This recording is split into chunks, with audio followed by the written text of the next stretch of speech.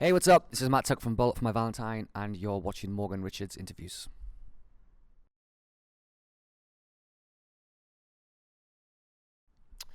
Hey, I'm Morgan Richards from Radio Cardiff, backstage here at the Newport Centre. I'm rejoined now by a band who are forever and always raising hell with an army of noise. It's, of course, the wonderful Mr. Matt Tuck of Bullet For My Valentine. Hello. Hey, man, you alright? Yeah, pretty good, thanks. Yeah? How's things? Yeah, good. Just excited for tonight's show and the rest of the UK tour, really. Yeah, okay. Oh, fantastic. So, Matt, this last year has seen the band continue on one of its most hectic schedules, touring worldwide, as well as recently heading back into the studio to work on even more fresh material with the release now of your new single, Don't Need You. With signing to a new label and such a quick turnaround since Venom, are the creative juices just flowing with excitement for you all now and almost starting fresh with a new team of people going forward? The creative juices, they never stop, really. It's just getting the opportunities during a touring cycle to put them down, you know. So that 3-week window that we had before we recorded Don't Need You was the only time we had off this year where we were able to do anything. So yeah, the creative juices never turn off. It's just finding the time to capture them and release them, let alone just demo them somewhat, you know. But we thought we had 3 weeks. We knew the tour was coming up. We thought, let's do something cool, get everyone excited again and refresh the vibe, you know. Okay. And with Don't Need You, what's really the plan with this now moving forward? You've previously mentioned plans to release a new EP originally this year. So is this perhaps the first step towards really the next body of work? Don't Need You is the EP, if I'm honest. We used up every single hour of every day we had off in that 3-week window, and that's what we came out with. You know, we anticipated doing more than one song, but it started to take on such a good vibe that we wanted to spend all the time on making sure that this track was just killer. So that's what we did. Instead of writing a bunch of stuff for the sake of it, we just concentrated on it, and we're so glad we did, you know, because it's such a quality track now that we just gave it the time and attention it deserved, you know. Okay, but maybe when you've got some more time next year in 2017, do you think you're going to be focusing then on maybe writing more new material for a body of work, maybe? Or Yeah, absolutely.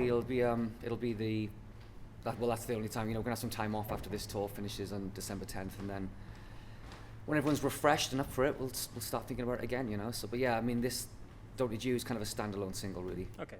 All right, well, fair enough. And with that, of course, Bullet For My Valentine have been going strong for almost a decade and a half now. And in that time, you've pretty much achieved every single goal possible along the way. For you, how do you really see the band as a whole today? Do you feel you've reached a stage of maybe enjoying more of the little things and doing everything really on your own terms now? Yeah, we've been very lucky that like I said, we have achieved everything we set out to do.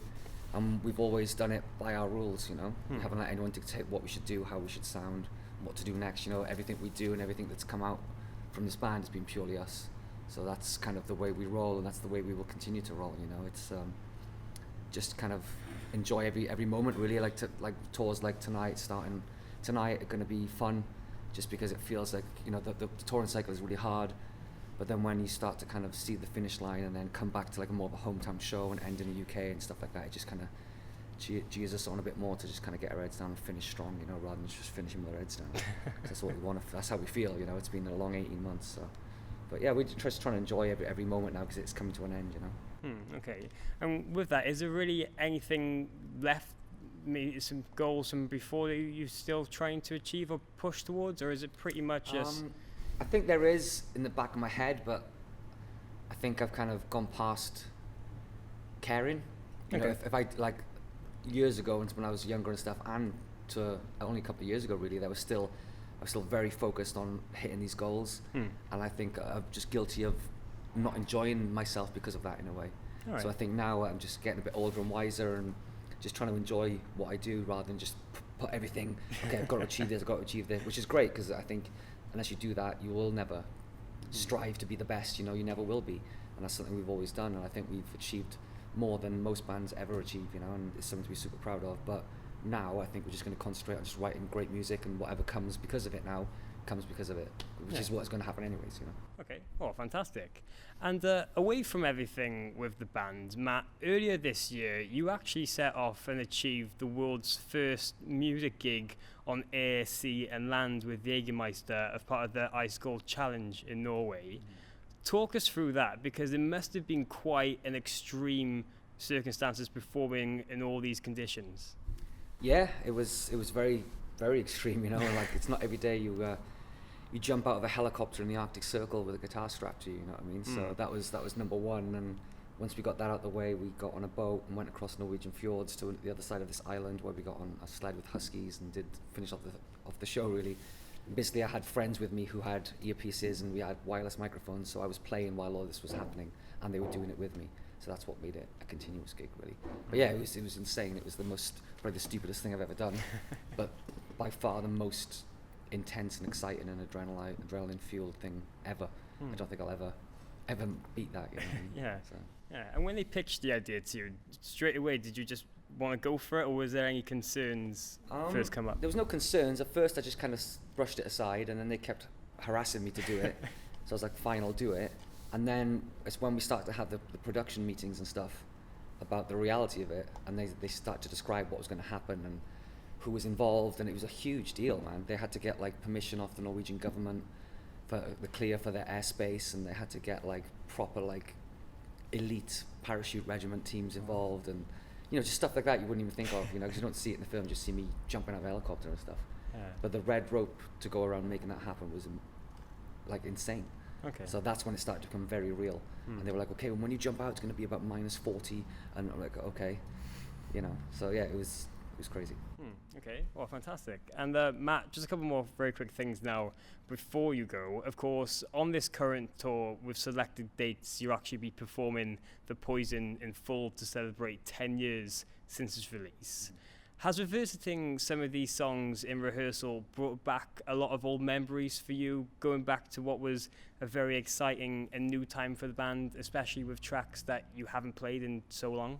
Yeah, as soon as we started learning them and playing them in rehearsals and stuff, it was just, like I said, we've only played, there's 2 of the songs on that record that we've only ever played once, ever, live as a band, you know what I mean? So to put them in the rehearsal studio and start playing them, yeah, there was like a flood of memories coming back to kind of being in the chapel in Lincolnshire when we were making that record, you know.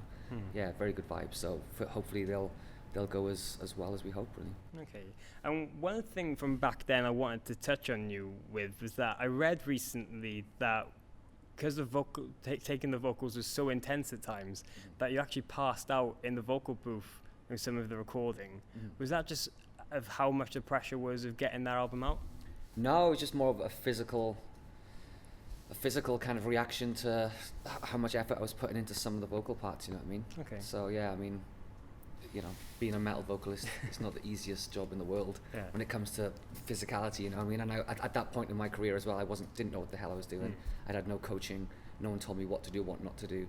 So I was going in there and just destroying myself, trying to get this like intense, aggressive sound out of my throat, you know? Yeah. And it's just like blowing up a balloon too fast sometimes. When you let that much air out that quick, you just spin out and a couple of times just hit the deck, you know? Yeah, okay.